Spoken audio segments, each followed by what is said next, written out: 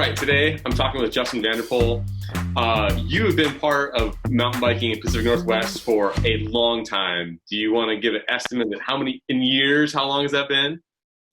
Yeah, well, I mean, really, when I got back from college in '96, started doing some trail building, and next thing you know, I'm putting my fingers into some of the leadership of Evergreen, and they asked me to be their first executive director. So I'm Evergreen's first executive director from 2002 to 2007, when I was the first halftime, one-person halftime paid staff. And we started hiring some more people, and I stayed half-time that whole time. Actually didn't even deposit my paycheck. I donated it back to the org so that we could hire John Kennedy and Mike Wester, our first two other employees. And then I was on the board of directors for another, 8, 9, 10 years. I'd have to go tally it up. So done a lot. But even though I'm not super old, I'm under 50, I'm kind of like an old timer here. Yeah. So yeah. So you've been involved with a number of trail systems. Give me a rundown of some of the trail systems that you've either worked on, helped design, or otherwise been a contributor to. So the bigger picture is that the challenge is before a trail is built, there's sometimes 10, 15 years of background work. So I had a lot to do with a lot of that. Most of the trail systems I sort of advocated for and worked with land managers didn't happen till I was gone, till other people were on staff like Glenn Glover or Yvonne, heroes of mine. These people are awesome. But the two trail systems I was directly involved with were I-5 Colonnade, right when I started, which actually kind of a challenging spot because of the moon dust and some of the criminal activity down there, but really opened a ton of doors because we broke down some of the barriers getting land managers to let us build rowdy, crazy stuff like jumps and drops and skinnies and all these things I'd been pushing for. And then that opened the door to Duthie Hill. So Duthie Hill was my concept. I pitched it to King County because they had this chunk of land they were trying to figure out how to use it but not turn it into some high-use thing like ball fields. They wanted to keep it forested. So I did the initial sketches and ideas for Duthie, and then Mike Westra took the concept and made it into something great. I see you wearing a shirt that says Abit. Tell me about Abit. Oh yeah, when you asked me what I did, I guess I forgot my current job. I get too excited about mountain bike advocacy and trail building. So a couple years ago, 2 years ago now, I started a new mountain bike apparel company, Mountain Bike Clothing, and I'm making shorts, baggy shorts, and they come in. They're a high-end product with a stretch fabric, and they come in a slim fit and an athletic fit. So the idea is that they're going to fit you well, regardless of basically your butt size, your body shape. And this came from my own frustrations of being a slim guy with a bigger booty, probably from all those years of backcountry telemark skiing or something, I don't know. And stuff just didn't fit me that well. So really great fitting shorts with an integrated belt, cam lock waist adjusters, not a drop of Velcro on them. I hate Velcro, it wears out. So that's what I'm doing now. And we'll start up the company, still getting off the ground, but yeah, the shorts have been well received. Very cool. So you've been riding in the Northwest for over 25 years or so and seen a lot of terrain in that time. So today we're going to talk a little bit about tires, about sticking to the ground, and making mountain biking a little more fun. One question I hear asked, and I'm going to pose this to you, is what is the best tire brand out there? Yeah, well, that's not an answerable question, because not all the brands, most of the brands have some really good tires for how you want to ride and some completely inappropriate tires for how you want to ride. So there is no one best tire. That's like, hey, what's the best vehicle to drive? Well, it could be a Miata, it could be a semi-truck, depending on what you do, right? So it's the same idea. So let's say I'm just getting into mountain biking, but I'm also going to be riding a bunch on pavement. And so when I mountain bike, it's going to be, maybe some just dirt trails, maybe a little gravel, nothing too extreme, no big drops or downhill portions. What kind of tires would you suggest for that? I would say the ones you have, honestly, because if you're just getting into it and trying that stuff, just go have fun. Don't sweat it too much. Like what came on your bike, as long as it's not totally worn out, is going to be the right tire for you. Just get out there, get after it. Don't sweat it. Like, I mean, you should see the junk we started riding on. I started riding I guess it would be in the 80s. It was horrible, and we had a ton of fun. So just get after it. It doesn't really matter. You know, when it's time to replace your tires, or you start getting into rockier, rootier trails, riding in the wet, that's when it's time to start thinking about it and start worrying about it. All right. So let's say I'm getting into those rockier, rootier trails. I'm getting, more advanced trails, or I'm replacing my tires. What would you start suggesting? The World Tires has a lot of options, and it can be a little complicated. So I'm going to suggest one specific tire for the Pacific Northwest riding, and that is a Maxxis Minion DHF. And there's a couple other modifiers that go with this. You want the 3C compound with the kind of the lighter sidewalls, the XO sidewalls. Yeah, it's nuts. There's 50 versions of this tire. That's the one that's going to be the best for 85% of people. So you're talking about this tire. And if you can see that. Yeah, that's the one.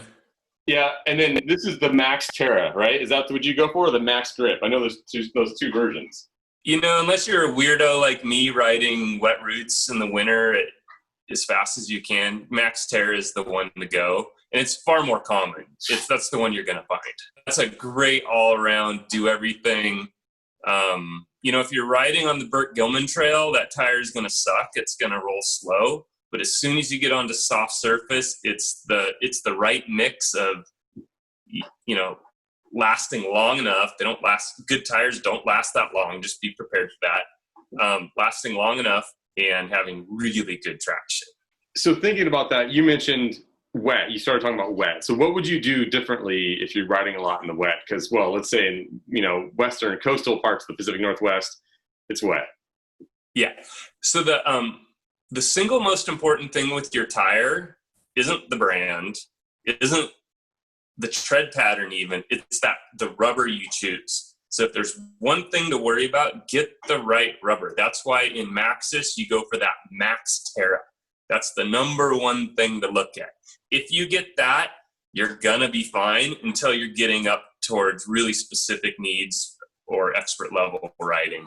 Look for the rubber compound. Like I've got a tire right here. This is actually an E13, another brand that makes a really good tire right now. The rubber is like how soft the knobs are, how squishy they are, and that determines how well they stick, especially to wet stuff and especially to odd shaped things like rocks and roots. So that rubber is the most important thing. You want kind of a medium, not hard, and it's actually probably what most of the world considers a soft tire, but what we in the Northwest consider a medium tire, because everything you ride will be pretty easy except wet roots and rocks. That's where it's at, and that's what you want to worry about. What advice would you give somebody that lives, say, like east of the Cascades, and they're in a lot of sandier, drier conditions most of the time? I would still recommend that same tire. They could get away with some of the harder, faster rolling compounds, which actually last longer as well. And like in Maxxis world, that's the dual compound. That'd be pretty good for, if you live in Leavenworth and ride mostly in the dry, Wenatchee, places like that. Schwalbe, I think, what's that called? Their Addicts Medium. I only look at the soft, so I don't even know. I really like Schwalbe tires too. They're really expensive, even more so than Maxxis. Schwalbe are really good. Addicts, the Speed Grip, is their medium one, and then there's the soft, which is the orange one, right? Soft is the one I like. I would only run soft on the front, no matter where you live. I would never run Speed Grip on the front. If you're an XC racer, it's a totally different ballgame. They don't care about crashing. They only care about pedaling as fast as they can. That's a different breed than a recreational rider. So if somebody is getting more advanced and they are tackling that stuff, you would still go DHF, but maybe some of the Schwalbe ones, or what else would you look at? What I do, because I'm a total nerd, and I pedal, I like really challenging, rocky, steep downhill, and I also like pedaling 5,000 feet of vert. You know, I'm probably not your average rider that way. But what I do is in the summer, I run a faster rolling tire like a Maxxis Aggressor. And actually, that's a great all-around rear tire, a Maxxis Aggressor. It rolls pretty fast, lasts pretty long. Not quite as good winter, wet weather traction, but really great tire. And then on the front, you can start, honestly, if you're just running a Minion, either DHF or DHR on the front, people really like the Maxxis Assegai. I actually think it's a little bit of an overrated tire, but it's a really good tire. The Schwalbe Magic Mary, like those are the big ones right there. Any of those on the front of your bike, you're happy. Couple of those you don't want to run on the rear though, unless you're kind of downhill only, because their rolling resistance matters way more on the back of the bike, and soft rubber matters really, really importantly on the front of the bike. So yeah, go for your softer, meatier tire on the front. And if you want it to pedal easier, worry about the back. You talked a little bit about, once you get a bike, ride with the tires that you've got on the bike. But when they wear out, look for something new. How do I know when my tires have worn out? When is a good time to buy new tires? Yeah, this is going to vary for different people. So for a little rowdier style riders like me, it's actually the side knobs that go first. The center tread tends to look perfect, but these side knobs right here on the inside of them, you'll start to see cracking. And the side knobs will actually start to lose their ability to hold you in place when they're cracked and undercut. When that happens, the rest of the tire might look fresh, but it's done for an expert rider. It's got to go. Other things are just look for general wear. I mean, if your center tread's wearing down, that's a pretty obvious one. And if you start seeing threads pop out of the sidewall here, then it's starting to get ready to blow out on you. Like sometimes you don't want your sidewall to go because that can be hard to fix on the trail side just with the tube. So yeah, either look for tread cracking and undercutting or just general signs of it wearing out. More so on the front tire too. Like you can push it further on the back tire. On that front, keep that front tire fresh. Another rule I've heard in the past, and I'm curious your thought on this, is that once you see the knobs are pretty well rounded around each knob, that's the time to replace. It's not so much like tread depth, it's more so like the condition of each block of tread. Absolutely, yeah. They will round off, just kind of the way modern rubbers work, they'll round off, and that sharp edge, like you said, Forrest, that's your traction point. That little pointy thing that digs into the dirt or, gets in a little wedge on a rock, that's what provides your traction. So if it's rounded, it's time to go. Tires are the single most important thing you can do on your bike. Like if somebody ran a carbon super bike with kind of mediocre tires, I would cry. I just would cry. Like buy a cheap bike and really good tires and you'll be in good shape. Another thing we should probably talk about that people think about more than rubber, you can tell I'm not even thinking about it, is tire size. Rubber compound is probably more important. Tire size, there was this trend, especially a couple years ago, for bikes to start coming in fat sizes and things like that. Those, if you're looking at a new bike, wondering what size tires to get, like 26, 27, 5, 29, who cares? The industry worries about that a ton. It doesn't matter. I'm 6'2" and I ride a 27.5 bike and I'm fine. I just don't even think it matters that much, but tire width can't. So some of these 3.0, 2.8 tires that got really popular, they're great for riding in the snow or sand, but they're harder to make them reliable. So if you're looking at a new bike and wondering what width of tire to get, anywhere between like 2.3 and 2.6 is going to be a good option. Getting above or below that, you start to get into a specialty bike that's not as much of an all-rounder. What about tire pressure? How do people figure out what pressures to run on their tires? That's a really big deal. So the narrower your tire, the higher pressure you're going to have to run. So for example, on a really common tire size right now is like 2.4, 2.35 or 2.4. A lot of people are going to run in the mid to upper 20s on that. Always run your rear a little firmer than your front.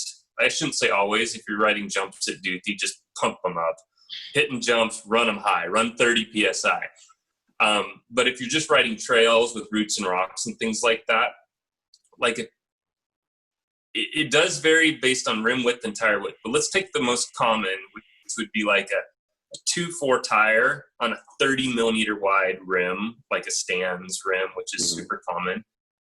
Start in the mid 20s, say like 24 front, maybe 26 rear, and go from there. If you're really heavy, you're going to have to go a couple pounds higher. If you're super light, you're probably going to want to go a couple pounds less. But a couple PSI makes a big difference. And start there, and then you'll get a feel for it. If you're getting flats, you need a couple more, like pinch flats from banging your rim onto rocks. You might need a couple more pounds. And then maybe tubeless, definitely tubeless. You want tubeless. So you mentioned pinch flats. What is a pinch flat? A pinch flat is when you're when you roll into an obstacle, say a curb, like a curb in your neighborhood is a perfect example. If you just run your bike right into that, the tire here is going to flatten like this, and your metal rim is going to make contact with that sharp object, and it just squeezes it and pinches it and boop, pops it open. Pinch flats are usually solved with a little higher tire pressure, or trying not to smash into stuff as hard, ride a little lighter. A lot of times you can recognize them because there's two holes, but also one of the holes can be further up on the tube, where it would be like more on the inside because it came in contact with the rim. Exactly, and they're usually slits. They're like a quarter inch to half inch long slits, versus a flat from like a goat head thorn or something is just a little pinprick. Yeah, so you can tell from the shape of it that way. Tubes, tubeless. Yeah, I know it's a big debate. So you seem pretty sure on this one. What's your answer? Yeah, it's not a big debate. Tubeless is the way to go 100% once you're an enthusiast rider. But there are some downsides to it. So if you're just getting riding and you only ride, say, once a month, tubeless is going to be difficult to set up and manage, because a tubeless tire is going to lose a little air. You have to check your tire pressure every time you ride with tubeless, because it just seeps out a little bit of air over a couple days, right? Over the course of a day, it really doesn't, but over a couple days, it will. Like after a week, it's going to be flat. And then you have to run a sealant in there, which can, if you're not riding your bike at least like a couple times a month, it's not going to be the right answer for you. So if you're an infrequent rider, just run tubes. You'll know to go to tubeless when you start getting those pinch flats we were talking about. Because I used to not be able to go a couple rides without a flat back in the day of tubes. Now I run lower pressure, and I just rarely flat. It happens on occasion, but I just rarely flat with tubeless. Once you ride a lot and ride hard, tubeless is easier to manage. Setting it up on your bike requires either a compressor or a fancy pump with a big air chamber in it that goes boom, kind of blows it up fast. So that's the downside to tubeless is that first setup. Everything else is upsides with tubeless. So it rolls better. It's a little lighter. You don't get the flats. You know, thorns, if you're in Eastern Washington, forget about it. You're not going to be able to run tubes. You'll flat out on the thorns like every single ride, and you'll drive you nuts. You've got to go tubeless because it's got that sealant in there, which seals off little flat tires automatically. Don't even know you got a little puncture. It also seems like a lot of the modern tires and modern mountain biking tires are just designed to run tubeless. Yeah, I would say it is. The sidewalls are a little burlier than the super light, flimsy stuff we used to run. It was super unreliable. The tires do have to be designed to run tubeless, but everything mid-range and above these days will be. There's really not that many non-tubeless tires until you get down to super entry level, like department store type stuff. Yeah, to your point about the flats, I went on a ride last summer on a trail I'd never ridden on before, and it had a lot of sharp rocks. And I rode up to the top. This is like a 4-hour ride, and I ride back down, and I put my bike up in the rack when I get home, and the next day I come out and my rear tire is completely flat. And I just spin around the tire and I see that I had at least a dozen little wet spots on it. Yeah. So effectively a dozen flats. And if I'd been running a tube back there, that would have been a dozen patches. Because those things. Yeah, you would have run out of patches and been walking. Yeah. Right. I would have been walking for hours. Yeah. One point to make though is, all tires can have issues out on the trail. You always want to be prepared for weird things to happen. That's one of the reasons we love the sport. So, it's an adventure. I do recommend people, if you ride on a trail where you can't just easily walk out, carry a tube with you, because when a tubeless tire has a problem, like sometimes you'll just tear it on a sharp rock and, it's more than the tubeless sealant can seal. Throw a tube in there and you can still keep riding. So on big rides where you can't walk out, everybody still should carry a tube and a pump with them. Thanks a bunch, Justin, today. Appreciate it. Hopefully people now will be able to get a better grip on tires, and their tires will grip better because of it. So thanks again. All right. Keep a grip, right? That's right.